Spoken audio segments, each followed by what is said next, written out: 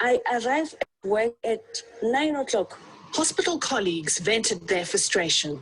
I had a very traumatic situation at my workplace where everybody decided to strike. Colleagues refused to work in protest of what they thought was unprofessional conduct by Nokutula. Feeling rejected and suicidal, she contacted Dr Jeeva, a specialist psychiatrist in Melrose, Johannesburg, who specializes in ADHD. He has 9,000 books, ages ranging from 4 to 84 each. Majority are not only of the ones who go to adulthood, so 90% are. Those with ADHD transmitters dopamine and noradrenaline.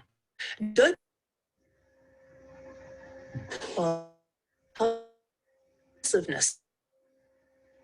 Active guys, Ferrari brain, bicycle brakes. So we got to the brakes, low level of noradrenaline.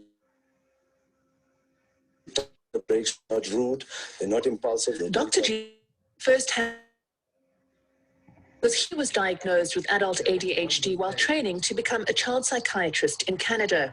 He'll spend 2.5 hours assessing each new patient to reach a diagnosis, formulate a treatment plan. There are 3 types of ADHD, either the inattentive type, the hyperactive impulsive type, or a combination of both. This young boy Luke has both types of ADHD. Without ADHD, here's the teacher. Today we're going to start learning about the rooms in your house. In Afrikaans, there are background noises, but these don't interfere with concentration. This is the experience of a child with ADHD, like Luke, in the classroom. Okay, today we're going to start learning about the rooms in your house. In Afrikaans, it seems that he can't filter out the best. 20% of what the teacher is saying will be lost. The untreated child with ADHD will often present with learning or behavioral problems. This was Nokutula's experience. I was such a very different child. I used to disturb kids in the classroom. I couldn't sit still. Then all the time, I used to get this corporal punishment from the teachers. It's probable that Nokutula had a parent who was ADHD. Because ADHD is a hereditary disorder, the first thing a doctor does when assessing a child is to look at the parent's history. Luke's mother has started recognizing that she may have had ADHD all along. So I started thinking to myself, I think I've definitely got symptoms of ADHD because I can't focus, I can't sit still, I can't watch a movie right through. I struggle with relationships. Typically, adults with untreated ADHD, because of constant criticism from the past, will have difficulty with authority figures and in relationships. I struggled a lot with my boss, relationships at work, constantly shouting at one another. Even a simple question from Tim's wife could lead to a fight. I would find it as criticism and constantly at me, and everybody's trying to get at me and just leave me alone, and then I'd immediately go into the defensive. And madly in love, Tim and Natalie married in 2005, but Tim's disorganization and apparent lack of ambition would often test Natalie's patience. Tim was never able to complete tasks around the house. So there was always half-done jobs. It must have driven you mad. It was just crazy. I mean, nothing ever got completed. And then he'd eventually end up in tears, and he'd be like, but I don't know why I don't finish the task. And I'd be like, often it's a depression following a crisis at work, like in Nokutula's case, or a strained marriage, which is the catalyst for seeking professional help. We reached a point where I pretty much said, we need to find a solution, or this is it. In desperation, they consulted Dr. Jeeva, who adopts a holistic approach to the treatment of ADHD, which involves education, therapy, changes in diet, new exercise regimes, and the use of life coaches, essential for those who are chronically disorganized. We look at time management and setting a structure in place. We start prioritizing. So we put a goal in place, the big goal, and then we look at the essential parts to get there. Because part of ADHD is distraction. Malkoff has been diagnosed and treated for adult ADHD. Everything just felt chaotic, and I felt I could never get a handle on things. And, you know, I was going for a lot of counselling before I met Dr. Jeeva, and I felt that nobody ever really understood. On a weekly basis, she now meets with her life coach, who will help her prioritize, establish structures, and set goals. When you start on the medication, a lot to do with ADHD is low self-esteem. So as they do more, they want.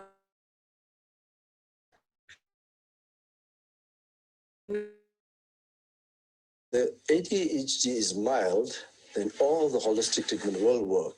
If it's moderate and severe, unfortunately, for the patient, you have to take out the medication, the big guns, the weapons. And that big gun is the medication used to treat ADHD, the subject of much controversy. The drug. So when we come to treatment in the next few sessions, then we go into medication, because this will take us completely off what we are going to be talking about today. So we'll get the audience, we'll bring back another medication video when we do the, when we come to the treatment of just medication when it's part of the holistic. So we'll continue with our talk. So these are the causes of ADHD, and you can see 82% is. So it's very, very, very important to look at the family history when you're assessing the patient to find out how they were at school, how was the mother's pregnancy. So 82% is genetic. Then the second main cause is birth trauma, low birth weight, forceps, suction, emergency seizure, anything to do with birth problems. And then next is drink and smoke in pregnancy. And then a very important one is psychosocial stresses like rape and war or murder and things like that that can precipitate it.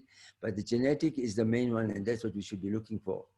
The three main symptoms of ADHD are inattention, impulsivity, and hyperactivity. And there are three kinds of ADHD. The inattentive type, they have more than 50% of these symptoms. The hyperactive impulsive have more than 50% of these symptoms. And if you combine them, then that's called the combined type. So the inattentive type, in the old days, they used to call them ADD, was more common in girls, and it's 23%. Hyperactive impulsive is only 13%.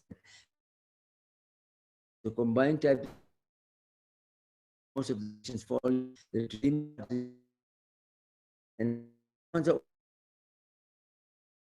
older, the activity is important. But children say you're sitting quietly and you play hours, but then the mother says, but he can't do his homework for more than 9 minutes. So that is the story. The things they like, they hyper-focus. The things that are boring and difficult, they switch off. Now, as you get older in adults, the inattention gets worse, the hyperactivity and impulsivity gets less. So the inattention means distraction. So you can see the three symptoms: the hyperactivity, impulsivity gets less, but the inattention remains the same till the end. And then when they reach matric or first year university, they crash.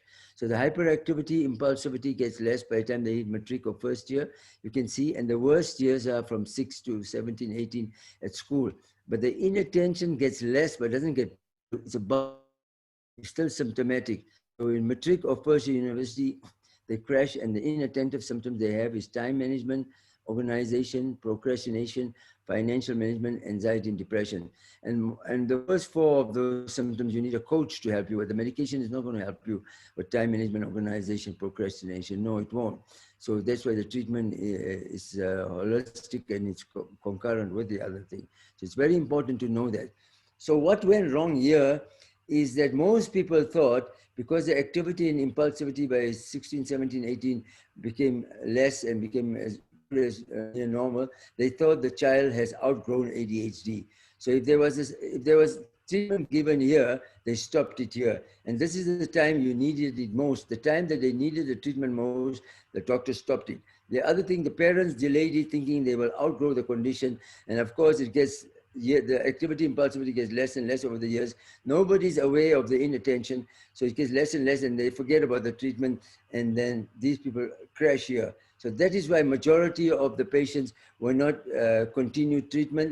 They were not diagnosed, they were not picked up, and people were not aware of the inattention. They were only aware of a naughty boy flying around. We have such a big percentage of adults that are not diagnosed and treated. That's the reason, because if you're active or impulsive, you'll be diagnosed a lot here in school and get into trouble, and most likely somebody will get you assessed and treated. And then your activity impulsivity get better, so they think you've outgrown the condition, so they stop the treatment. The other thing is many people don't want to treat the kids, so they delay, and then activity impulsivity gets less. Nobody is worried about the inattention, and we'll show you about inattention, because you need the inattention in adult when you do your adult job, or you're studying as an adult, or in your marriage, or in relationships. So there's three kinds of ADHD. I think already 50% would have learning difficulty. So whenever you have learning difficulty, you look for ADHD, they go hand in hand. 70% have opposition defiant as behavior. And lastly, if you don't treat that, these things come out. This is the problem with ADHD. Why should you treat it? You don't want them to land up in conduct disorder, which is lying, stealing, falsifying, drugs, alcohol, cyber addiction, all that. So it's very important to put a barrier somewhere here while you're treating them. So these are some of the symptoms from the DSM-5 about adult ADHD, especially the inattentive symptoms. They make careless mistakes, there's difficulty paying attention, easily distracted, difficulty organizing, fails to finish tasks. They have difficulty shifting from one interesting thing to another thing, but here they move around. Looks like they're not listening, okay? And they don't like sustained attention. They can't sit quietly in church and things like that. So these symptoms are very similar to the children's symptoms, and they're making new symptoms, which are also in adults, which is a little bit different, but they're all in the same, in the same line. Now, the hyperactivity, impulsivity in adults is unable to stay seated, fidgets, moves a lot on the go. But this is similar to the child symptoms. Then talks a lot is a very important symptom of adult ADHD or ADHD, especially in girls. Blood-cell answers. So you can see they haven't even modified it to the new symptoms. Now, this one is quite rather important. People are complaining at school. The teachers would say, oh, he's not living up to his potential. She's spacey, he's hyper.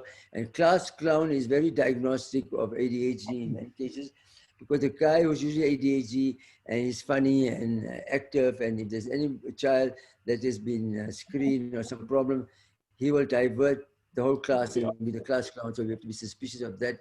And in college, they take longer to finish their degree, and difficulty starting again. So usually when we assess adults, we ask them the history, and they said, I did a BA 3-year degree in 5 years. And what happened? Well, the first year I was playing too much, so I failed. And the second year I was getting better. And the third year I had a girlfriend. So everything goes wrong. So they take longer. This is a classical story.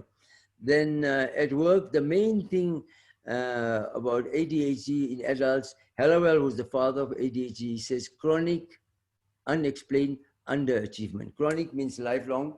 Unexplained, they don't know why. Why am I not doing well? I'm putting in all this effort, I'm putting in all this work, I'm doing the right things, but the wrong things come out. So why? So the underachievement is a big, big problem, and that's the reason many of them might seek treatment, and that's also a reason that many of them withdraw and don't want treatment. And then low efficiency takes 4 times longer than the peers to complete the task. It's not, some of them have learning difficulty, that could be possible, but other thing is procrastination is a big, big problem here. And that's why everything is delayed. And at home also, once again, the dear Makar question, they don't finish things. And the biggest problem in ADHD, unfortunately, in adults is relationships. There's very high amount of separation, divorce, and just living together without getting married, okay? So these are some of the things. So adaptive impairment, they have limited, 30% of the ADHD kids will drop out of school. And the relationship and family issues are the biggest problems in adult ADHD. You can ask our coaches. Relationship is ultra important. It's just right there. How to relate to one another, how to respect each other, how to tell your spouse, your partner that I'm different, I'm wired different. Then they always get into legal difficulties. Either they didn't pay, they were speeding and they got a traffic ticket, or they didn't pay the rent on time, or the light bill, or they signed for somebody else, or they did all sorts of legal things that get them into difficulty, because they have their conscience, they have what we call a super ego lacunae. There's a hole in your conscience. So they're not so strict and so rigid about certain things. just sign it, let it go, just do it, just let it go. But eventually, unfortunately, you do get into trouble. The next thing is very high, 50 to 60% of the untreated ADHD end up with substance abuse problem. Smoking, caffeine, substance abuse. Now, the caffeine and smoking and all that, they make you feel lekker, feeling good. ADHD, we said there's a shortage of dopamine, which is for focus, and there's a shortage of noradrenaline for impulsivity. So the term ADHD, attention deficit, means there's not enough dopamine. HD, hyperactivity, there's not enough noradrenaline. So if you smoke and you do anything that you like, you enjoy, the dopamine increases. And the dopamine works on the pleasure center of the brain, so you feel better. So it's very hard to give up smoking and coffee and any of the substances. Accidents and speeding fines increase rates for ADHD patients for accidents and driving, the monthly, yearly rates, because we are at a very, very high risk. Either we are on our cell phone and not paying attention, or either we're dreaming and thinking about something else, or either we are stuck in traffic and we lose our temper and we're going to hit the person in the next car. So all these things will happen. Actually, Sumaya, you got a hijab on, and I had a hijabi lady. She said a few months ago, a car in front was just stalling. She took a baseball bat and opened the door, and she wanted to go and hit the guy with the hijab. I said, this is Johannesburg. You can't do that. They'll kill you. You can't just go and get out of the car and hit somebody. It's just not on. And just to make it clear, it wasn't me. Yeah, she looked Don't like you. lie. Financial problems is very important in ADHD. ADHD are usually wheelers and dealers. They know how to make money, but they don't know how to keep money. So they never starve. They can always get a plate of food somewhere. They can always get a penny somewhere. They can always get something somewhere. But it doesn't stay here, because if you've got 100 here and they buy a new suit or a new car or a first-class ticket or whatever, they spend all their money. They don't think it's necessary to save, and they have a very hard problem. So financial problems, we have people who help ADHD financial problems. So that is a big issue. To make money is not the issue, but to keep it in your hands, it just slips through your fingers. That's what they say. And next, occupational problems. Of course, ADHD in work is a big problem. First of all is that we don't like to take orders or instructions from anybody. And usually you have a boss or a supervisor or secretary telling you something. And then you tell them shit and you get angry and they get angry and you're taking on a disciplinary action and all that, not knowing it's ADHD. So first of all, it's boring. Secondly, there's a lot of sound around. You get distracted. So you need earphones and that. Thirdly, you have a boss like on you, because ADHD are brought up, what we said before, in a CDE environment. Criticizing, demanding, expecting. Criticizing, your marks are bad, demanding, I want on Tuesday 80%, and on Wednesday, where's the marks, expecting, where's the marks? And of course, you can't go up from 40 to 80% over the weekend. It's just not possible. So this is how we've been brought up by our parents, by our family, friends, teachers, spouses. So it's an issue. An unhealthy lifestyle, drinking, smoking, drugs, not taking care of yourself, not getting a regular medical checkup. And lastly, risky sexual behavior. So ADHD is more common in adopted kids. Why? Because many of the adopted kids are kids of girls or guys, especially girls, who had sex impulsively or without a condom, and they didn't care about they didn't think they'd get pregnant. And then, of course, they couldn't afford medical care. So they have to give up these kids, unfortunately, for adoption. So it's much higher, 3 times much higher in adopted kids than non-adopted kids. So whenever we have a parent coming with an adopted kid with ADHD, we sort of alert them to this. Okay, so that was some of the reasons. And as doctors, you look at patients, they're going from multiple health consultations, they change their jobs all the time. Stormy relationship, that's very classical. Why? He's such a good guy. He's always fighting with his girlfriend and she's leaving him, and trouble with authority figures. We just don't like to be told what to do. ADHD people are quite, it's a normal and high IQ condition. They know what to do. It's just they don't get around to doing it. It's not that they're stupid. They're far furthest from that. So we just don't like to be bullied or controlled or, okay. then there might be an arrest record because they get caught for small little petty things. And unfortunately, when the cop tells them, I'm going to charge you or something, they say, do whatever you like, I don't care. And then later on, after 15 years, oh God, I should have kept quiet and just did what he said and get on with it. Why did I? Because whenever you threaten an ADHD, they definitely do the opposite, definitely. Then check for family history of bipolar, because ADHD and bipolar are cousins. Substance abuse is very, very high. 60% of the untreated ADHD become substance abusers, and Tourette syndrome in children is quite common in ADHD. Check for family history of ADHD, and it depends. Performance and mood is determined by interest and challenge, meaning that if something is very exciting and interesting, like PlayStation, the kids will spend 9 hours, no lunch, no supper, but homework, as I said before, they spend 9 minutes. So parents say, no, he can pay a lot of attention. He's not inattentive. So, well, what about schoolwork? What does the teacher say? The teacher says, no, he's not concentrating. No, he isn't. But parents say, no, I know he can sit for a long, long time on a PlayStation.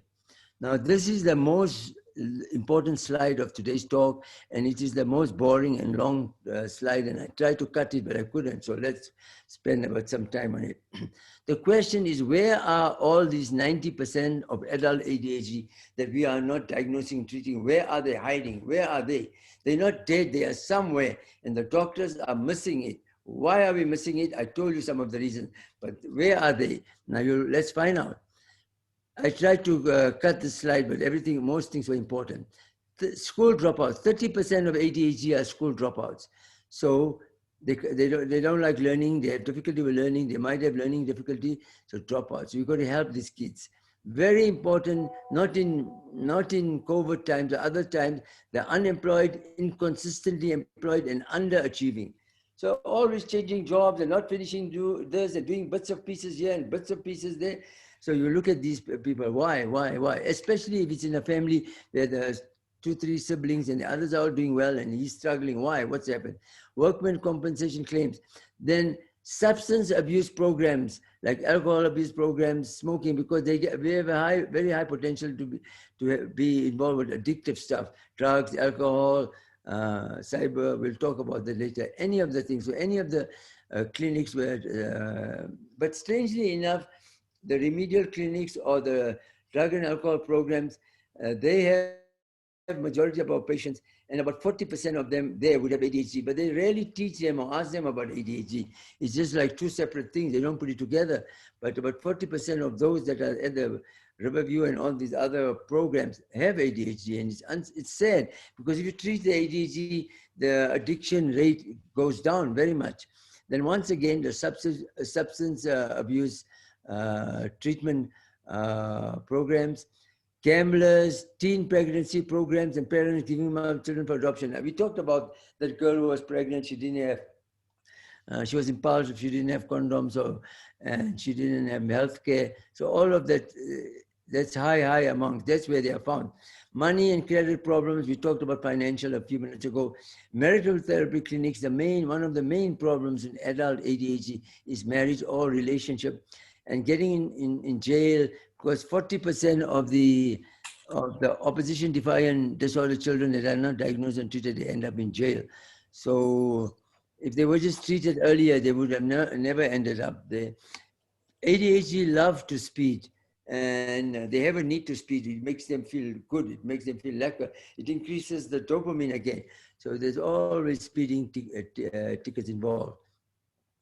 Then primary care masquerading under greater body pains, anxiety and mood disorder, and seasonally affective disorder. ADHD is quite high in SAD, seasonally affective disorder. In the winter in Canada, in October, our patients get more depressed. So in September, we have to increase the antidepressant because October and February, October it starts to get winter and February is the worst month. So you have to increase the antidepressant. There are other things. 50% of ADHD kids don't sleep, so we have these problems in adults also. And unhealthy behavior like low exercise, poor dental self-care, more female obesity, and greater STDs, sexually transmitted diseases. So this is a boring long slide, but that's where the 90% of ADHD patients are. That's where they are.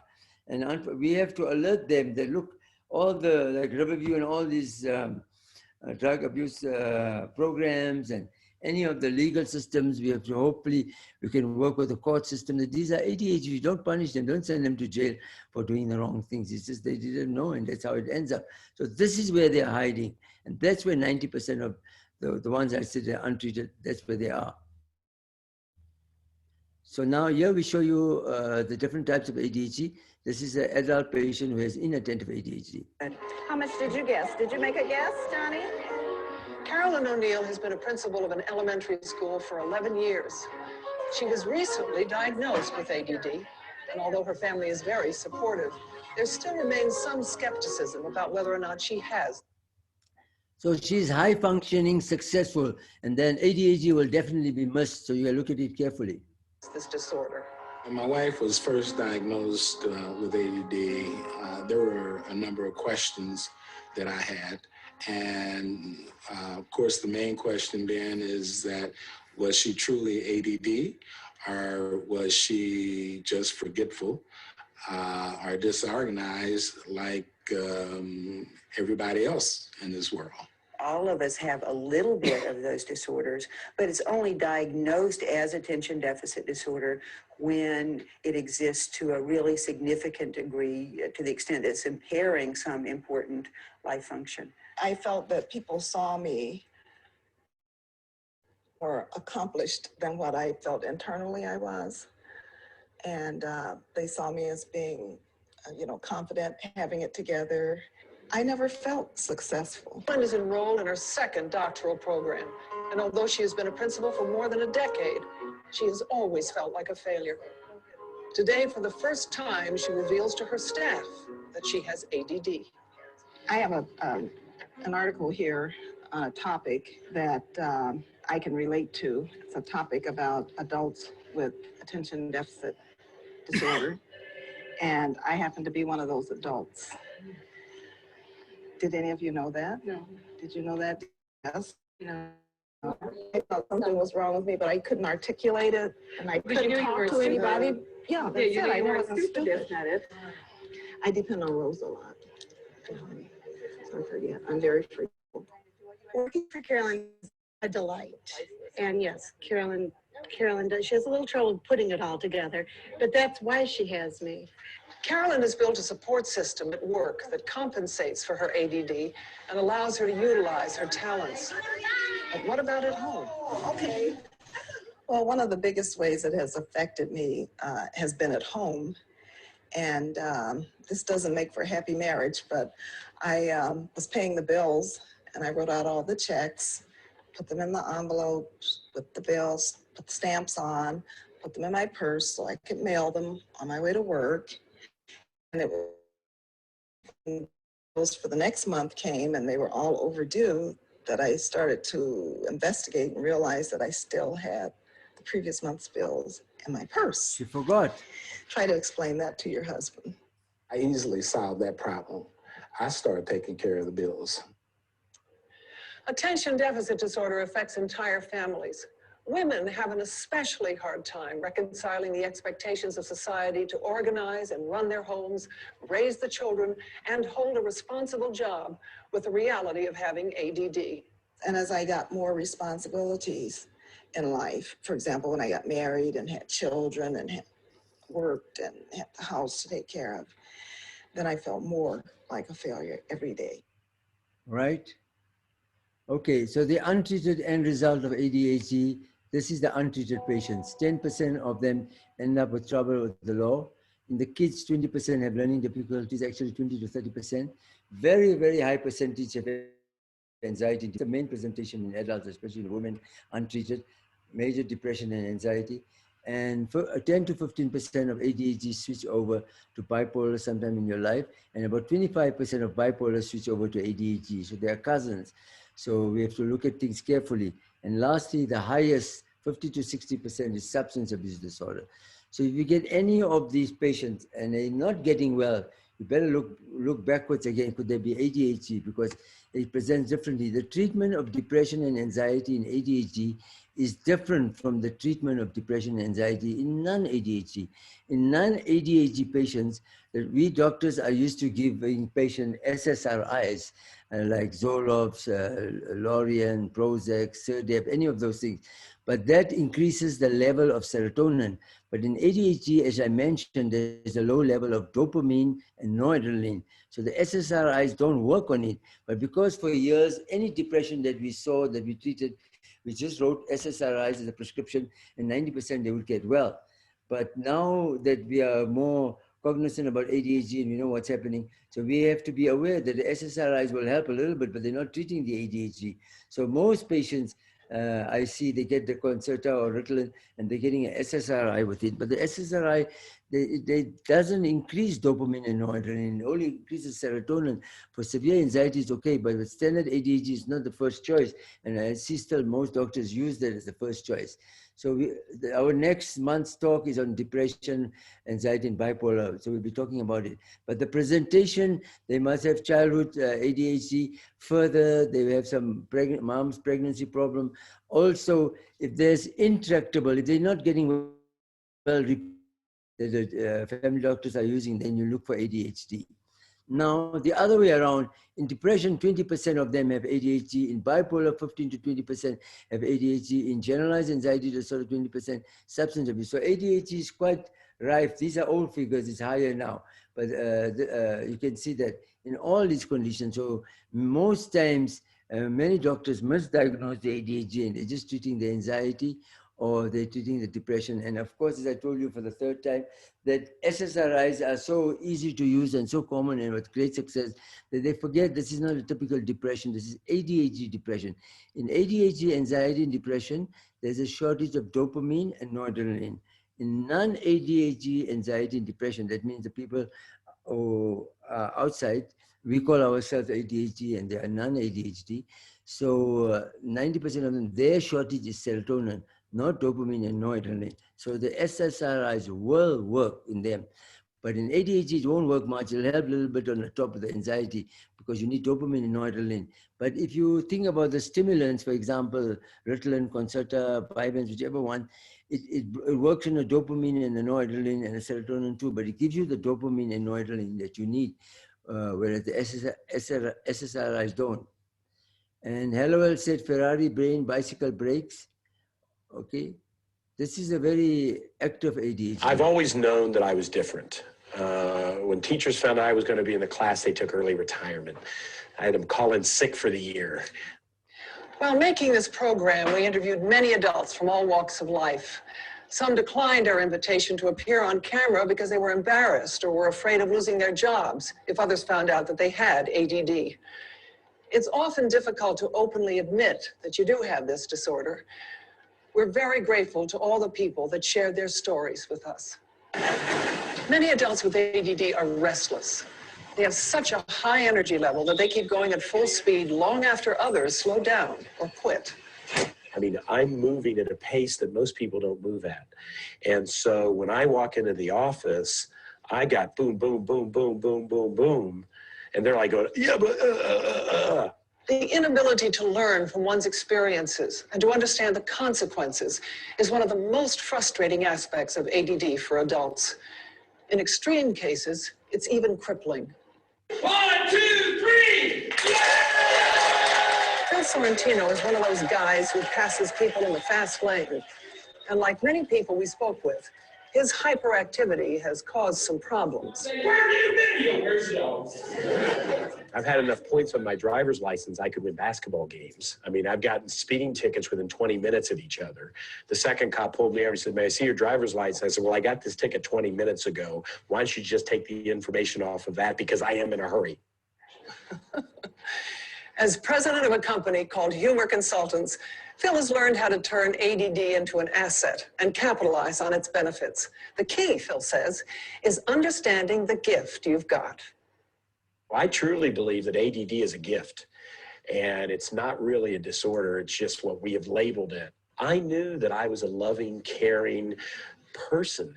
Now, because of the ADD, a lot of people didn't read me that way because we're very quick, we're very fast, we're very opinionated, we're very fast to tell you what we feel because it comes to us so fast. And that has caused a lot of trouble, not only in my youth, but even still today in my adult life, it still causes a lot of challenge. Phil learned early on that choosing the right career is essential, especially for someone with ADD. A job that is highly repetitive without lots of stimulation and the ability to move about may be very difficult for someone with ADD. Phil has progressed from his early success and today is constantly on the move. Well, first of all, I'm so humbled that I get to do what I do for a living. I'm afraid if I wasn't, God would make me get a real job. But yeah, it's the fast pace. It's always on. It's never a dull moment. I get to travel. I get to help people influence their own lives. I'm in front of 40,000 people every year live. ADD affects our society and it touches more lives than you may think. 1 in 20 people in the United States has this disorder. That's more than 12 million people. And it's not just children. When it gets so jumbled, when things start coming at me so fast, when I'm turning channel, like a channel changer in my head, there are many times I've got to force myself and allow my subconscious mind to do the sorting, to do the processing, and take my conscious mind and just set it aside for a while. Phil, if you had a message for someone with ADD today, what would it be? Praise it, appreciate it, nurture it, find other people who have it, be involved with a group that you can learn about it, where you can say out loud, I've screwed up, I'm hurting, and I need help. But really realize it is a gift. And it's a gift most people don't have. And if you're smart enough to understand it and then adjust your life where you can take advantage of it, the world will open up to you. Today, treatment for ADD is offering hope and the opportunity for success and happiness to millions of people.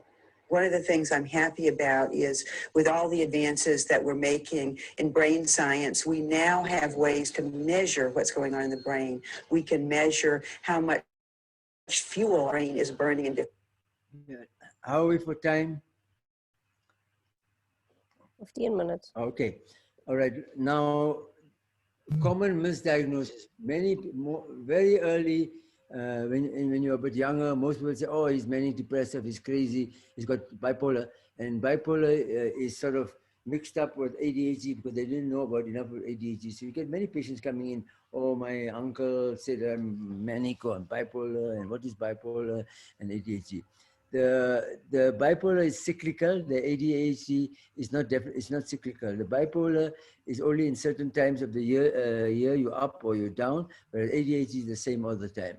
And many years ago, before we knew anything about ADHD, we didn't know where to put the symptoms, so we said it's atypical depression. That's for the doctors, most of them. And of course, definitely borderline personality and any of the personality causing problems, instead of ADHD, they diagnose them as personality disorder. So these were, many ADHD were wrongly diagnosed into this category.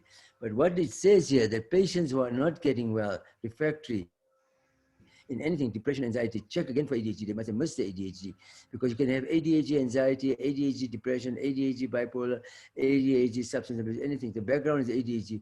Why do you have to reevaluate him? Because the treatment is different. You don't need SSRIs, which will be given wrongly to them. Next is mood and anxiety is the main presentation. And then substance abuse. I think we're going to continue part of this next time because of time, and I'll just show you one more clip, and then we can take questions. Is that okay, Tracy? Perfect, Dr. J, thank you. You'll see Dr. Hallowell here is the father of ADHD. We just skip because of time. We're just going to do questions after this. Attention deficit disorder. It can be devastating. Adult attention deficit disorder. Without a proper diagnosis, ADD can ruin your life. It's sort of like having a Ferrari in your brain. But there is one problem.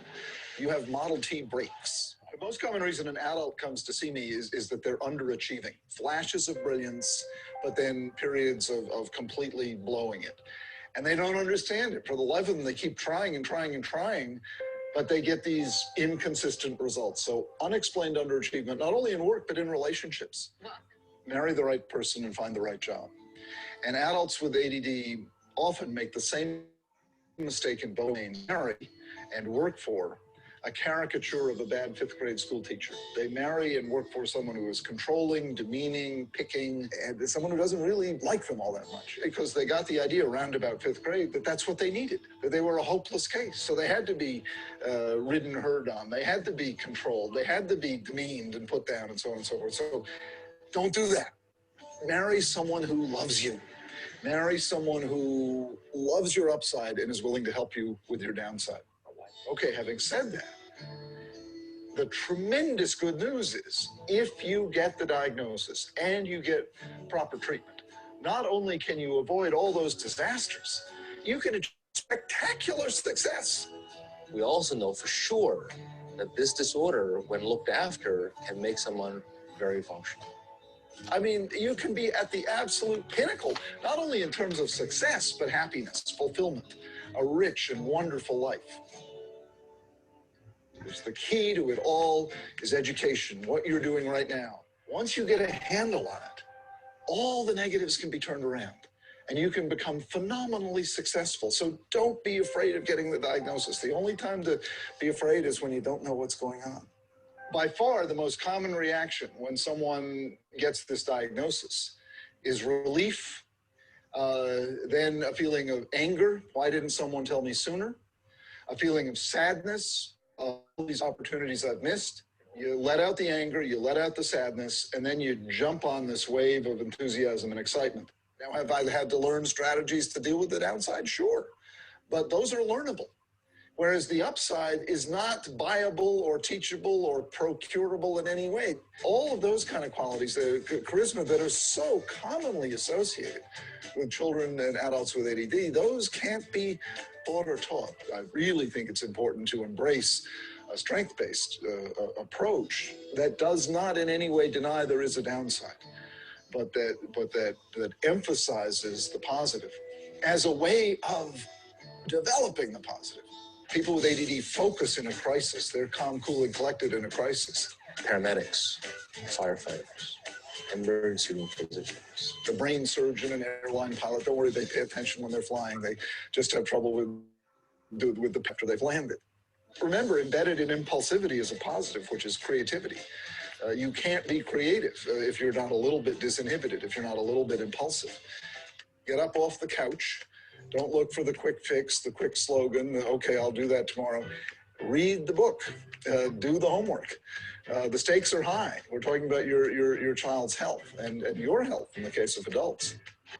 There are many myths about ADD, and I think maybe that's the scariest, is that there are so many. What's unfortunate about the medications that we use to treat ADD is people don't realize how safe they are. It's a real failure of public education.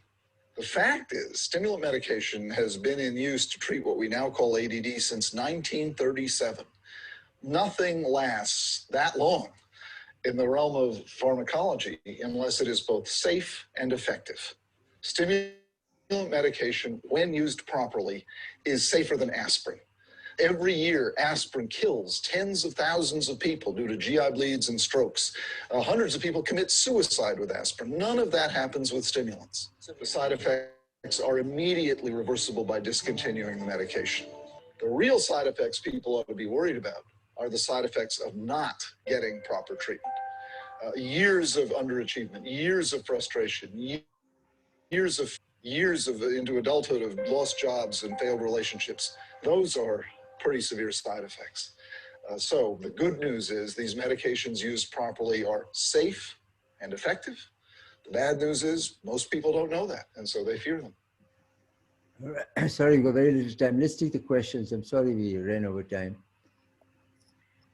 Any questions anybody's got about coaching, medication, ADHD, adult ADHD? You can just pop it in the message box now and we'll answer it for you, or you're welcome to send Dr. Jeeva or me. Okay, at age should we look out for ADD traits, Dr. J? I think this is more of a medical question as to what is the age we should look out for ADD traits in children. I think diagnosis was from 4. Is that correct? The thing is, we're doing adult ADHD today, but I'll answer it, but it's not supposed to be answered today. We used to diagnose at 6 and at 5, but now some patients, if you go to the signs and symptoms at the age of 3, and then you can use behavior therapy. But if behavior therapy does not work or it's not available, then you can use stimulants at that age. So you can even go as the American Pediatric Association said you can go as far down as 3 and as late as 12. But the thing is that you first start behavior therapy in these younger kids, and if that doesn't work or it's not available sometimes, then you can use the medication. But generally, we look at 4, 5, but you can go as low as 3. That is not very common. So Christine, one of the big things that Dr. Jeeva always emphasizes a lot is the biggest treatment in ADHD is exercise. So if you see your question, Dr. J, yes. is he exercising, Christine?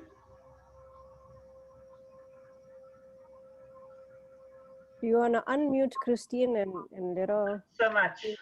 Okay. Yeah, not so much. I mean, he walks a lot. He cycles a lot. I mean, to go from place to place. That's where he does his exercise. But well, you can get him a bike, get him a trampoline.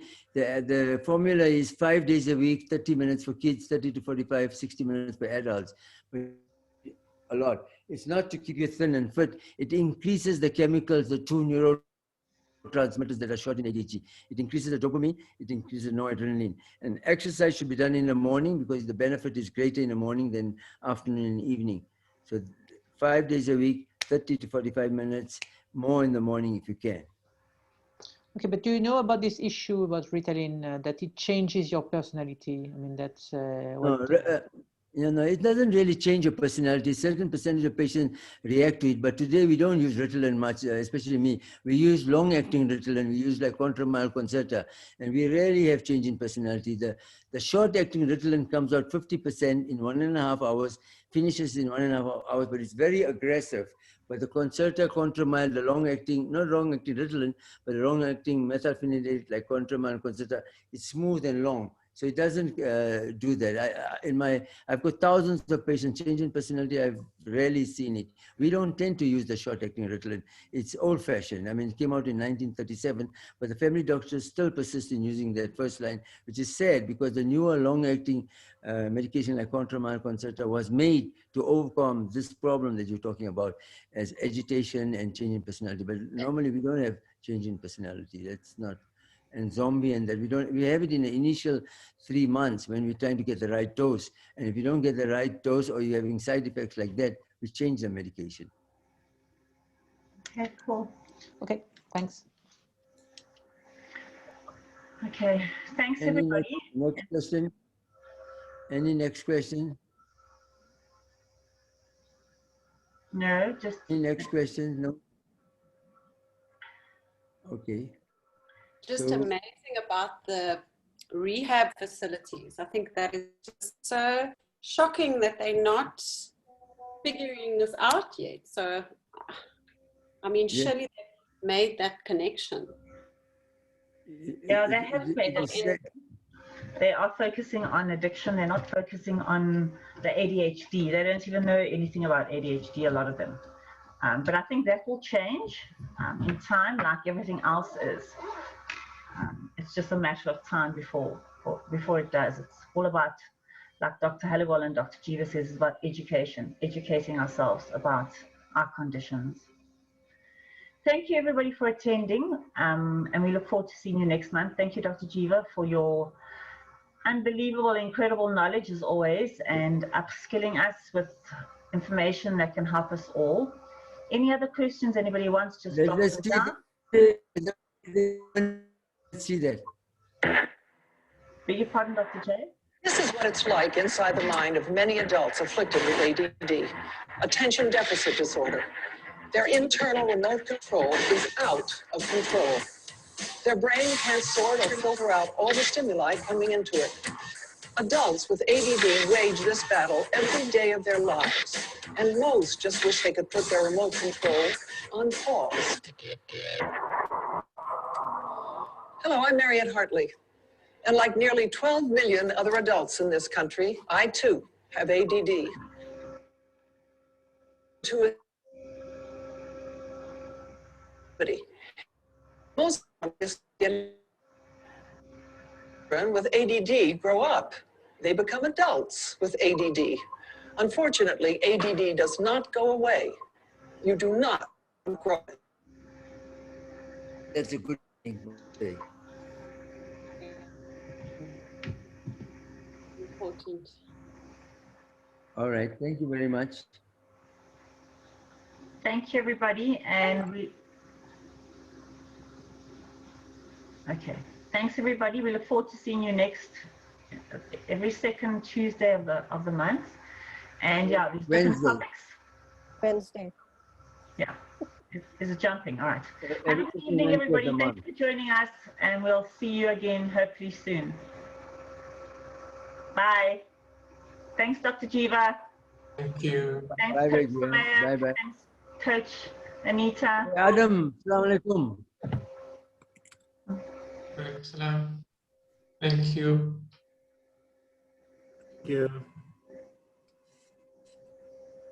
Stop the record.